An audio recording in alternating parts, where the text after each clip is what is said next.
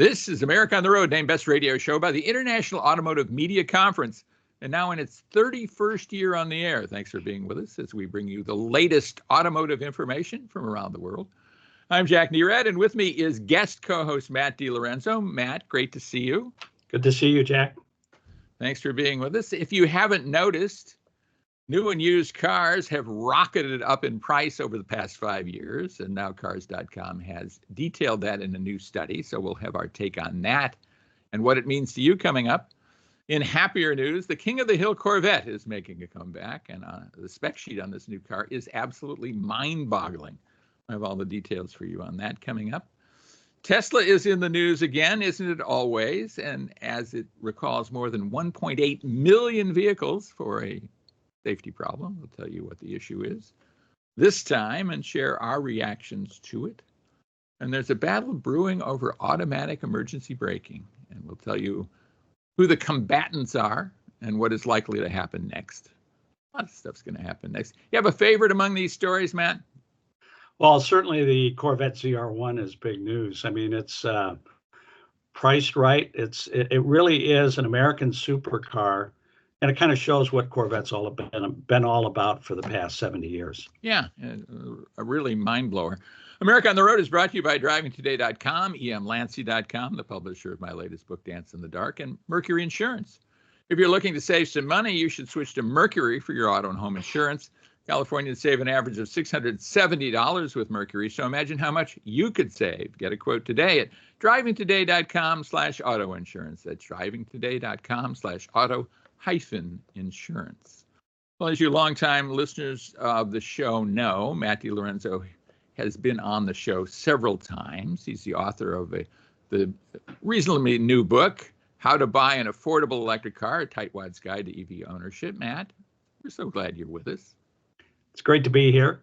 And I think my book's timely now. I mean, I think everybody's talking about affordable EVs, and I think we're going to get into that a little bit in the news segment, because EVs are certainly, they're not selling as well as people had projected them to sell. So it'll be interesting. Right.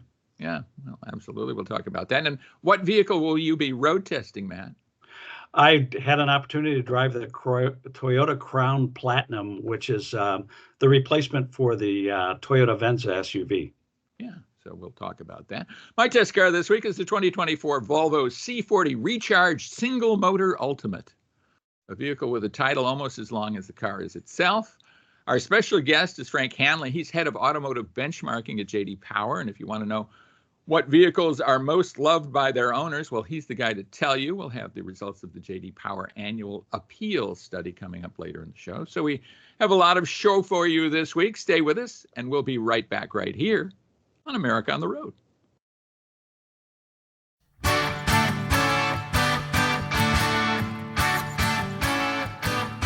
Welcome back to America on the Road with guest host Matt DeLorenzo. We're so glad he's with us. Chris Teague is off this week, but Matt is with us as he has been before, and we're glad he's with us. This is the news segment. And a lot of news, and I guess there's a lot of spin in the news, too. It's kind of interesting how you look at EV demand, or you might say the lack of it. We've got a new study here from Cars.com that says the EV market and the whole market has been transformed over the course of the last 5 years, and I don't think there's any doubt about that. The market was stable before COVID, and it's kind of turned on its ear. And of course, we've had a lot of EVs coming into the market. They quote a EV demand as rising 930%. I'm not quite sure how they figured all that out, but what's your overall take going forward here? Kind of crazy stuff. Well, it really is interesting because they cite that big figure, but EV sales continue to grow year over year, and I think they're edging up close to 10% of the market. So there are a lot of naysayers out there saying, well, demand has slowed, it's not going to be, and then the EV proponents are saying, well, you're wrong, they're selling more now than they ever have been before.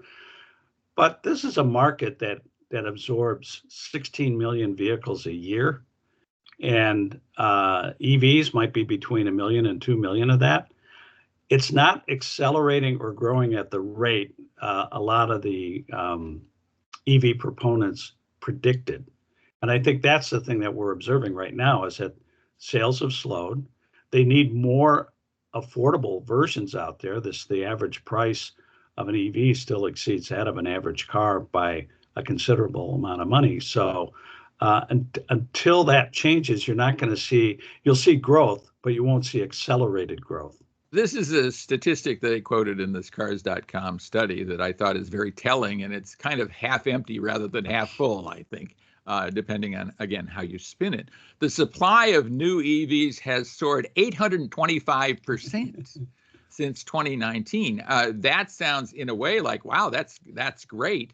What that means is there's a lot of unsold EVs out there, right? And the next bullet point is prices for new and used EVs are up 56% and 47% respectively since 2019, when they were kind of high to begin with. I'm kind of wondering about the rosy glow that they're trying to put on EVs here. I think that's the case. I mean, EVs have a place. I think they're going to continue to grow. They are relevant vehicles. They're not going to be a dominant vehicle for the foreseeable future.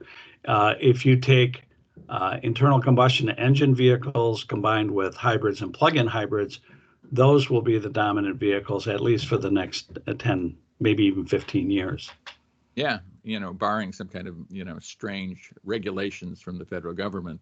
Well, I think they would have to ban fossil fuels. Yeah. And they're not going to do that.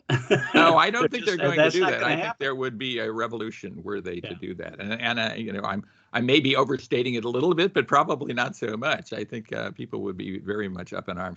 Here's something interesting, too. And, you talk about affordable EVs a lot. Of course, that's what your book is about.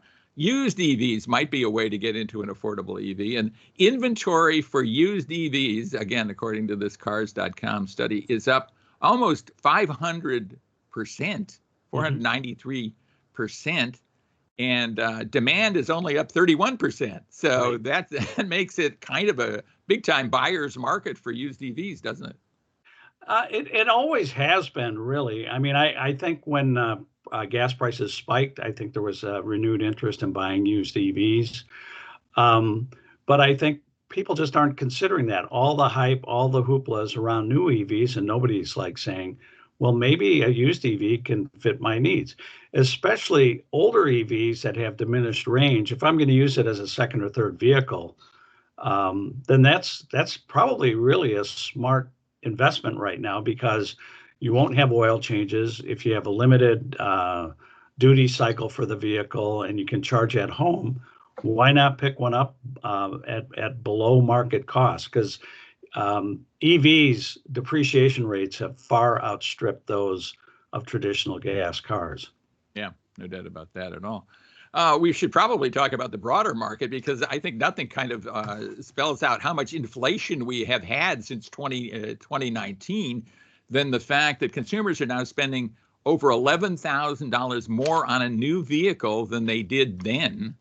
And the average price has risen 30% over the past 5 years. I mean, it's tough to buy a new car, isn't it?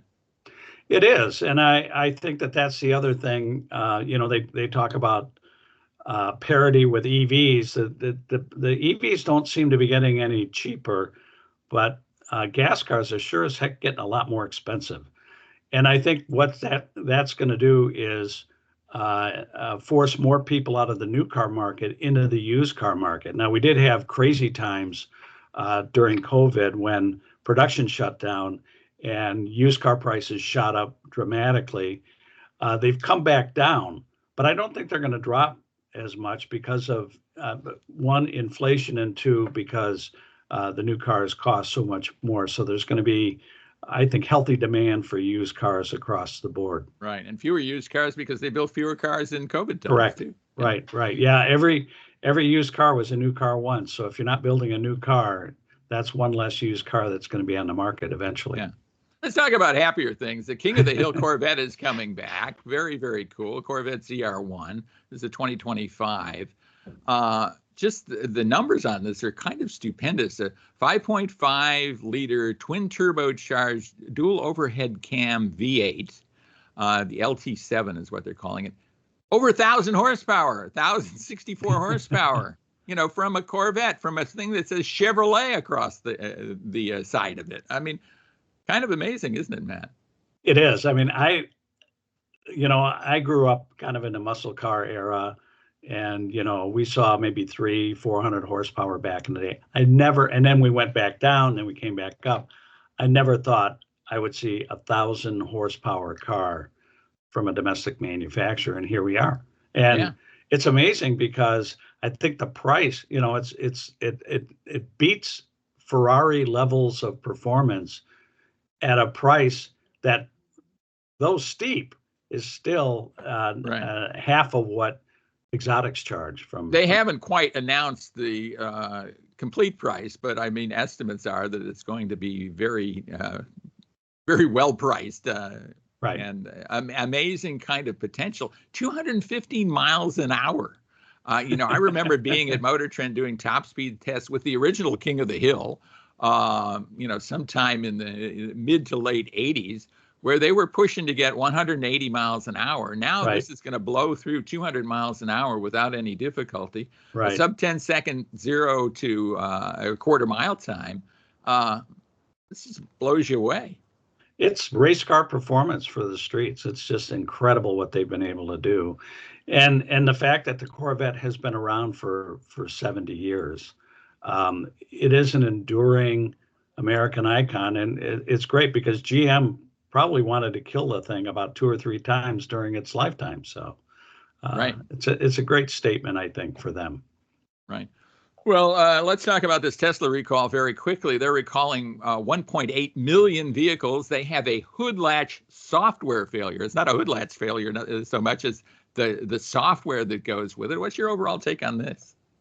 Yeah, it's really interesting. Tesla doesn't have dealers like normal regular manufacturers, franchise dealers that you can just run your car into. They have these service centers.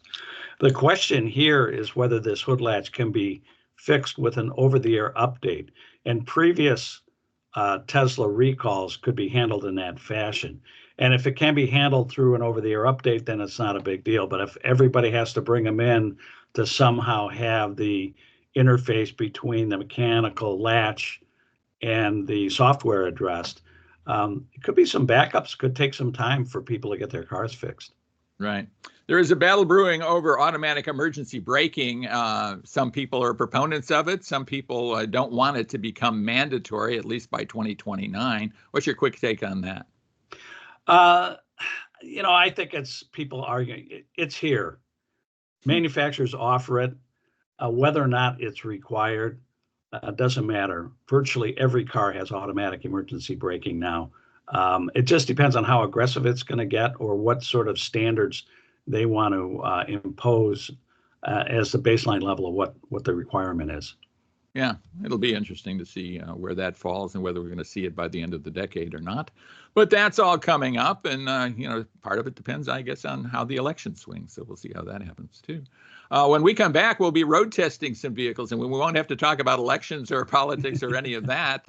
You have a very interesting vehicle, a 2025 Toyota that is replacing the Venza, and I was driving an all-new version of the Volvo C40 Recharge. So stay with us for that, and we'll be right back right here on America on the Road.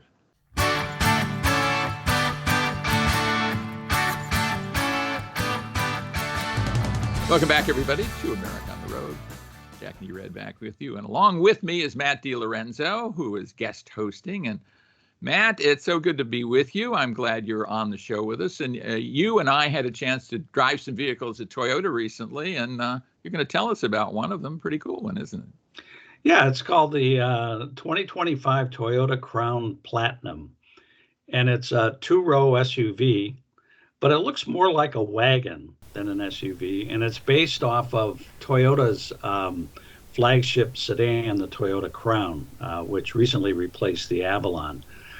There was another vehicle of this sort called the Venza in the lineup, also 2-row, more car-like than SUV-like styling, but it was based on the RAV4 platform. It kind of slotted between the Highlander and the RAV4, and it was priced accordingly. It was about started about $38,000 and went up. This Crown Platinum is more like a flagship, so it starts at $54,000. Very nice vehicle. The interior, luxury car standards. They're kind of encroaching on Lexus territory here when it comes to build quality and interiors. So it's a terrific vehicle. It only has a 4-cylinder engine, but it's a hybrid, and it comes with all-wheel drive. So it gets great mileage. It's in the mid to upper 30s in mileage, and it's a very comfortable.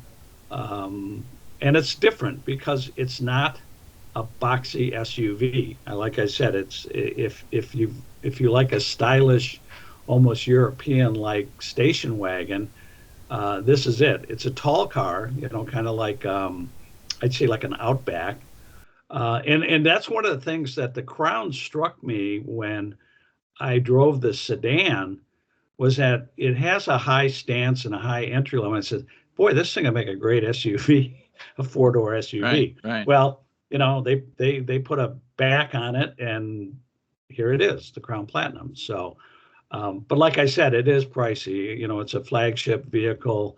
I think if you load it up with stuff, you'll easily push over $60,000 on it.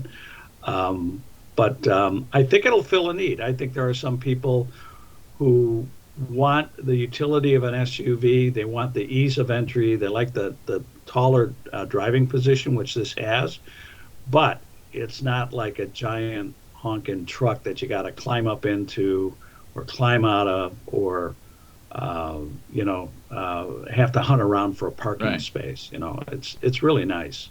Americans have traditionally not liked 4-door hatchback vehicles. But I think they're coming around to that, right? And I think maybe this is a vehicle that can help push that along. We've seen that out of the high-end Europeans for about a decade now, and they seem to do quite well. But and so maybe Americans are going to, and you know how you Americans are. I guess I'm one of them. Maybe they're coming around to that. I think so, and I think the thing that helps them is that they market it as an SUV. And I think the acceptance of SUVs across the board seems to have fueled this acceptance of vehicles that have basically hatchbacks. The interesting thing is, though, a lot of the styling that's going on these days is kind of retrograde. Everybody wants the boxy truck-like look. Now, if you look over at the Lexus side of the program there at Toyota, they've just introduced the GX, which is really boxy, and kind of like the Land Cruiser that Toyota just introduced. So I think there's a definitive market for that.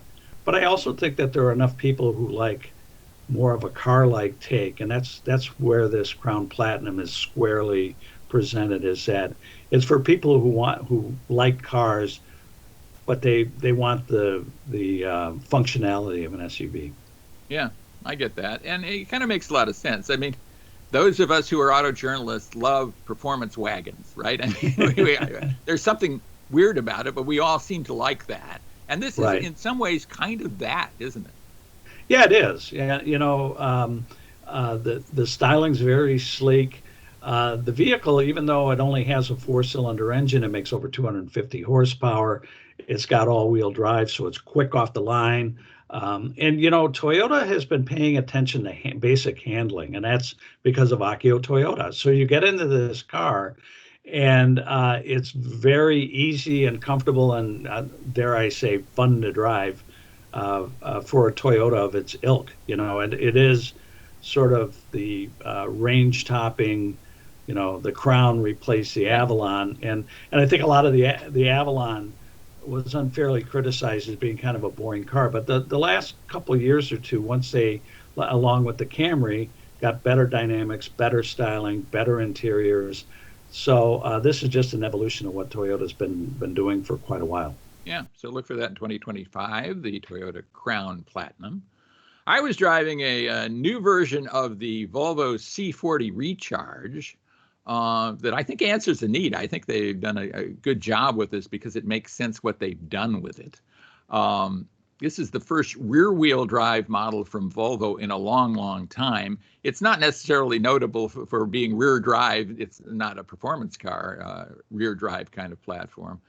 But what they've been able to do by making this rear drive is get a lot more range out of this vehicle and maybe lower the price at the same time. So it's going to have a range close to 300 miles on a charge, which I think makes it much more competitive than it was before. And I think it's more price competitive as well, although when we talk about price for the ultimate version, maybe not so much. We'll walk you through that, but it does have a very broad list of standard features, and there's some nice changes for 2024. Of course, they have changed the electric motors in this to add new in-house developed motors. And the single motor rear drive variant, I think, is the one I drove, and 300 miles of range, I think, means something. And I'm going to ask you, well, maybe I'll ask you right now, what's your take on the value of 300 miles of range versus something like 225 or something like that it had before as an all-wheel drive version? I think that there is a market for that. I think a lot of times most people can probably live with around between 200 and 250 miles comfortably. I think it's the peace of mind because you never really use up all the battery. I mean, once you get down below 20%, you're looking for a place to plug in. So if you take 20% off of 300 miles, that gives it like a usable range of 240 miles. But I applaud them for trying to make it more affordable. I think there's a lot of places where you don't need all-wheel drive, and that just adds weight, complexity, and reduces range. So it's a step in the right direction to expanding the range and trying to reach out to more consumers. Right. The C40, of course, is kind of the sportier version of the XC40 SUV. It's got more of a coupe-like, or what the modern coupe-like. You and I both know that coupes should have 2 doors, not 4 doors, but right. This is a 4-door coupe-like version of this vehicle. Comes in 3 trim levels, Core, Plus, and Ultimate. The Core trim starts at close to $55,000, so it's not exactly cheap, and this isn't a very large vehicle. It does have a lot of standard features, as I mentioned, including 19-inch alloy wheels, panoramic glass roof, all-wheel drive in the base model. I think you can also get a non-all-wheel drive version, ambient lighting, dual-zone automatic climate control. So pretty good stuff. 12-inch driver information display, although the infotainment screen is only 9 inches. So that's kind of interesting. Then you option it up to the ultimate trim, and it starts out at $60,000. I mean, this is a really likable car and it adds some pretty good stuff. 20-inch wheels, a leather interior if you want it, or wool, which is very cool. And I think the one that the test car I had a wool interior. I like cloth seats for some reason. What's your take on that? I like cloth seats too. I guess we're kind of throwbacks. I mean, they're comfortable. They're not, cold in the winter when you get in the car. Right. And they look good. I think a lot has been done with materials and fabrics and synthetic materials that leather isn't the automatic go-to anymore when it comes to luxury. Right. This is a very likable car. 0 to 60 in 6.9 seconds. Doesn't make it super fast, but it's not super slow. It feels very, very good. Has a 13-speaker Harman Kardon audio system.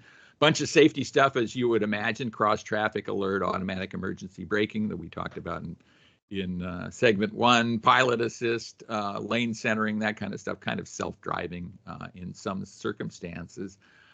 I like this vehicle. Very pleasant vehicle to have.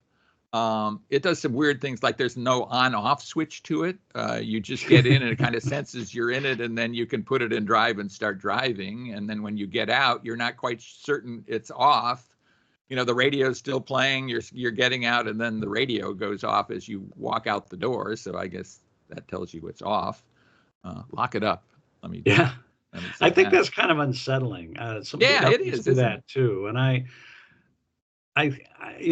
think there's one point saying, well, it's convenience, but I still think people like to exercise some control over their car.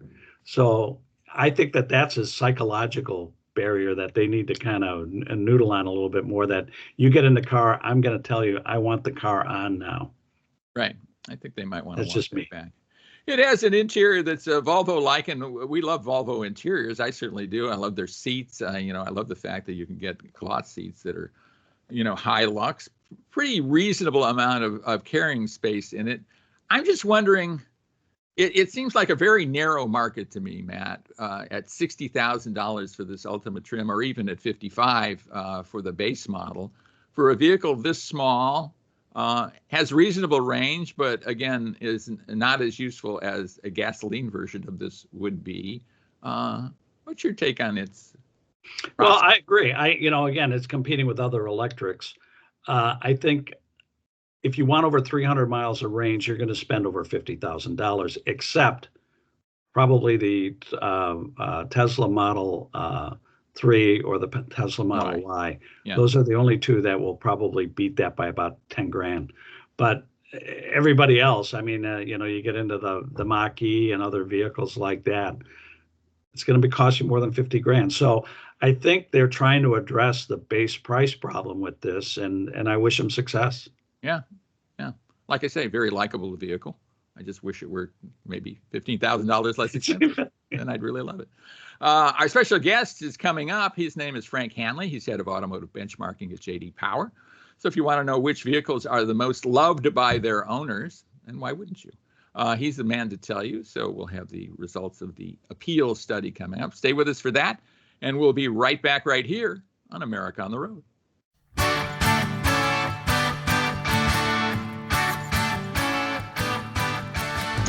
Welcome back, everybody, to America on the Road. Jack Nerad back with you, and we have a terrific guest for you, talking about something very, very interesting, and it is the emotional appeal of vehicles out there. We talk about the love of vehicles all the time on America on the Road, and Frank Hanley, who is Senior Director of Auto Benchmarking at J.D. Power, is the acknowledged expert on that, conducts the J.D. Power 2024 U.S. Automotive Performance, Execution, and Layout Study, known as APEAL. Frank, thanks so much for being with us. We appreciate it. Thanks for having me, Jack. It's always great to be here. Tell our listeners, we've talked before, and we've talked about APEAL before on the show, but just refresh our listeners' memories about what APEAL is and what it's trying to do.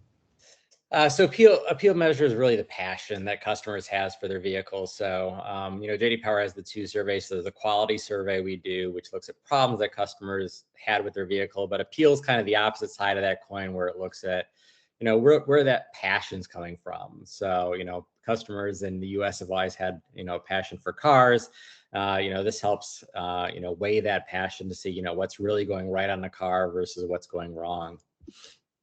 Yeah, well, it's nice to have that emotional connection with your car, I think, and it seems like those people who have that connection tell others about it, kind of are ambassadors for that car. It's important to the industry, isn't it? No, it definitely is. When we see customers that have that passion at a very high rate, they're much likely to promote their vehicle to others, much more so even than good quality. So that passion does really go a long way with customers and the love of the car. Yeah. Well, there's been let's dive into the findings here, and a lot of kind of bad news about battery electric vehicles in terms of sales, in terms of market share. But there's good news for battery electric vehicles, I think, in this new study. Talk about that a little bit. Yeah, no, we were really happy to see that. Obviously, like you said, battery electrics, sales have been down a little bit, considerations down, but we were glad to see that people who have bought those battery electrics, they're actually giving pretty favorable ratings to them overall. They're actually the highest performing category when we look at fuel types, outperforming ICE, PHEVs, hybrids. Battery electrics are actually the highest appealing cars in the industry right now on many fronts. And just many different OEMs now. So, obviously the industry's really changed. Tesla was at the forefront, but now we have many manufacturers with battery electrics out there. And, those battery electrics from other OEMs are actually doing very, very well in the industry. So, I think they learned from those initial battery electrics that they put out there that were kind of, not doing great with customers, but these new inclinations of the battery electrics we have now in the industry from them are performing much better, and customers are much happier. Yeah, I'm glad to see that. I mean, initial quality on battery electrics wasn't all that great this year, I think, as I remember correctly. So it's kind of interesting that this emotional appeal is strong, and people are and that's the interesting thing. And that's kind of why we do the studies. This shows that despite customers having problems with them, the experience they're having, is still really positive. And I mean, definitely, the powertrain and that instantaneous power on demand from those electric engines is going a long way with customers. But we're also seeing now, higher ratings for exterior styling, interior materials, interior styling. So, definitely these battery electrics that are coming out now are definitely moving in the right direction in a lot of areas, just besides having a great powertrain. Yeah, I think one of the things they're doing is they're making them look a little more mainstream, good looking, contemporary, but not from another planet. Exactly. I think the first iterations of a couple electric vehicles, everybody thinks they needed to make a rocket ship instead of making a car. So it is good, and I think customers are happier that it does look like a car again. So I think that definitely is true with what you said, that the designs that are more car looking are doing better now. Yeah, makes some sense. Well, there were some problems, and I think kind of mirroring the problems that were in the initial quality study on infotainment. That seems to be a horribly difficult area. People aren't very enthusiastic about it, and they have a lot of problems with it. Run us through that. No, so out of the 10 categories we have in APEAL, so we ask things about exterior styling, interior, infotainment's one of them, and after fuel economy, infotainment and radios are actually the second lowest rated category overall for the vehicle, which is kind of surprising considering how important those radios are in the car anymore, because basically you can control every aspect on some of these cars anymore through that radio system. So the fact that it is rated so poorly is not really good news for the industry or customers out there. And like you said, it was also the highest rated problem area for the cars in our quality study. So hitting both sides, quality and the appeal of the vehicles, infotainment is not performing well for the industry. I think part of the problem is the fact that you can control so many functions through the infotainment system. I think a lot of us, and maybe not just old guys like me who are a bit on the Luddite side, would like to see some discrete controls for things like heating, ventilating, and air conditioning, and those kind of things, as opposed to trying to go into a touch screen. It seems more difficult to me.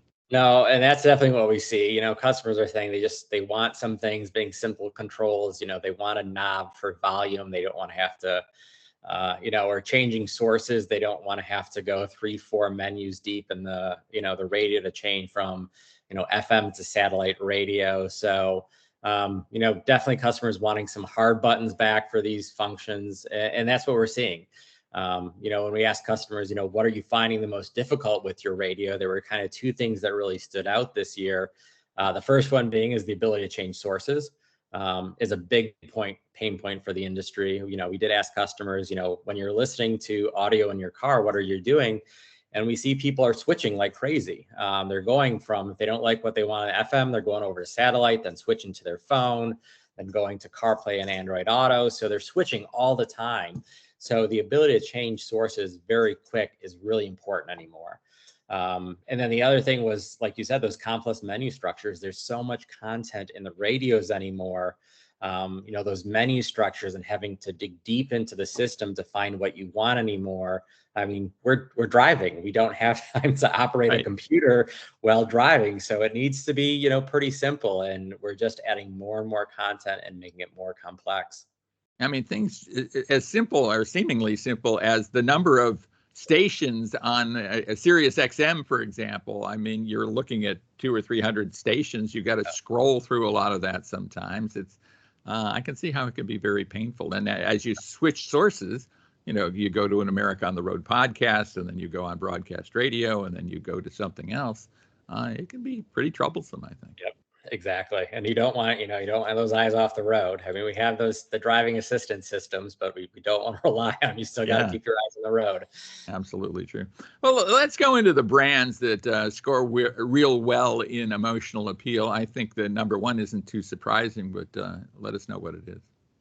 Yeah, so among brands overall, we kind of break it out by mass market brands and premium. So the number one premium brand this year was Porsche. They came at the top of the list. They actually had a pretty strong improvement overall in the industry, up 8 points. Obviously, when you look at a lot of their models, with them being sports cars, do have a lot of passion around them.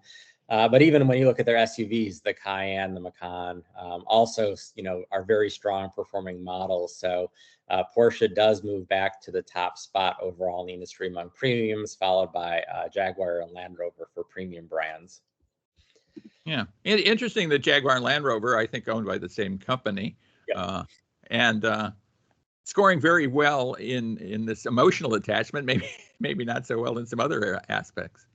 No, I mean, this is where you definitely see the two sides of the coin. I mean, they do very well with regards to, exterior styling. I mean, obviously the Land Rovers have a very big presence. When you see them on the road, are definitely noticeable. They actually are one of the brands that are also doing well in that infotainment area. They actually are the top premium brand for infotainment. Land Rover is, with how easy their system is to use, because it's a very flat system. So definitely the things they've done right in the industry lately with regards to appeal have definitely elevated them in the rankings. So, very strong performance, like I said, in second and third ranks for Jaguar and Land Rover. Yeah, and on the mass market side, maybe no surprise at number one, but maybe number two and number three will take some people by surprise. Yeah, so Mini was the number one mass market brand. Obviously, like you said, again, a lot of passion for those Mini buyers. A very fun car to drive. Definitely gets a lot of looks when you're driving it with that very unique exterior styling. But the number two brand for mass markets was Ram. So the 1500 and 2500 Ram pickup trucks, performing very well still in the industry overall. They were second last year, second again this year. And then we do see some strong improvements also this year for, Kia and Hyundai. They performed well in our quality study this year over where they've been the past couple of years. Also see upticks in appeal with some of the launches they had this year, performing, very well, with the EV9 electric vehicle launch for them, as well as the Santa Fe, both receiving awards for those brands. So very strong performance for Hyundai, Kia yet again. Yeah. Well, and let's talk about Kia a bit, because they scored in several categories as the top dog in several categories in, again, in appeal. Not necessarily intuitive. I think in value you would look at those vehicles, but the fact that, people seem to love them and get emotionally attached to them, that's pretty interesting too. Walk us through that. Yeah, they actually had 5 awards this year for the Kia, brand: the Carnival, the EV6, EV9, both those cars being electric vehicles. The Forte and the K5 all receive awards this year. I think the new exterior styling they've gone with the Kia, actually is really, really resonating with customers. A big change in their exterior design, but a very positive response from the customers that they're getting there. They also are, they've always done great interiors, understanding the creature comforts that Americans like, with having good cup holders, lots of storage. They've always been very successful in that area. So, obviously very high appeal for those brands overall. Yeah, and Hyundai did quite well in addition to the Kia brand, Kia models, also the Genesis and Hyundai Santa Fe. Yep, the Santa Fe with its launch this year also did very well. Again, very, unique exterior styling, doing well with customers, standing out again. So, what they're doing with their designs are definitely, getting very positive impacts from its customers. Yeah, and the Santa Fe was kind of a departure for them, kind of Land Rover-ish, I think, in a lot of ways, if you look at it. And, getting something that looks like a Land Rover for maybe a third the price is not a bad idea, is it? Nope, definitely, that will like to stand out there. So, being able to afford a vehicle that looks like that at that price point is pretty nice. So. Right. BMW did well too. A lot of their models scored very well. And in fact, I think they had the highest ranking individual model. They did. The BMW 7 Series was the highest appealing model in the industry overall, so that was the top performer. They also received awards for the 2 Series, the X4, and then their iX electric vehicle, their upper midsize premium SUV. The iX performs also. That's the second year in a row that model receives the award. So, very strong performance for the BMW group yet again. We saw a lot of, I think, positives from the domestics, and I think specifically General Motors in initial quality study. I'm not seeing any kind of a domestic presence here. Talk about that. Well, with the domestics right now, I mean, obviously, GM, they're going to go into a big launch phase coming up. So, as models tend to age, they tend to lose appeal over time. Obviously, everybody likes the newest, most new thing on the market. So GM is going to be going into a launch phase coming up. So probably in the next couple of years, we'll see, them upticking, receiving awards as they do launch those new models, obviously. The models they did launch this year did do well. The Envista, the Chevy Trax are all performing well in their segments. They just didn't take the top spot. Ford did do well with the Super Duty, obviously a super important vehicle for them. It is at the top spot for them with the launch of the model this year. Jeep does receive the award for the Wagoneer for the large SUV. So obviously, they'll also be going through a launch phase this coming year with launching the Wagoneer S, as well as some other models with obviously Dodge adding models to its lineup again. So I think from the domestics right now, we're just going into a launch phase. I think we'll see in the next couple of years, some strong performance from them as well. Got it. What's your overall takeaway from this year's study? I definitely think it was good to see that the industry was moving and the appeal did go up this year. The past 2 years, we have seen the appeal in the industry decline. So the fact that it was back up this year is a good sign, especially with regards to exterior performing well still. Still some pain points within infotainment and stuff like we discussed, but definitely moving in the right direction. Fuel economy is also one we saw a big improvement this year in for the industry.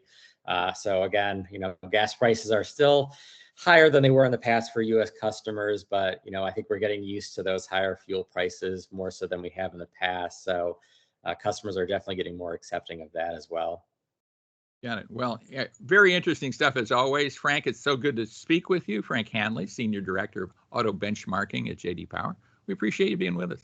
No problem. Thanks for taking the time, Jack. Appreciate it.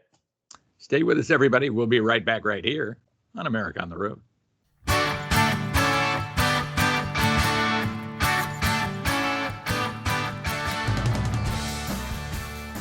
Was our interview with Frank Hanley of J.D. Power. Our thanks to him for joining us. And that basically wraps up our show for this week. Before we go, I'd like to mention my newest book, Dance in the Dark, a crime thriller inspired by true crime, which is kind of a passion of mine. I don't commit crimes, but I do write about them, and it's available at Amazon in both ebook and paperback form. And Matt, you have a terrific book. It's very useful for a lot of car buyers out there. Tell us about it.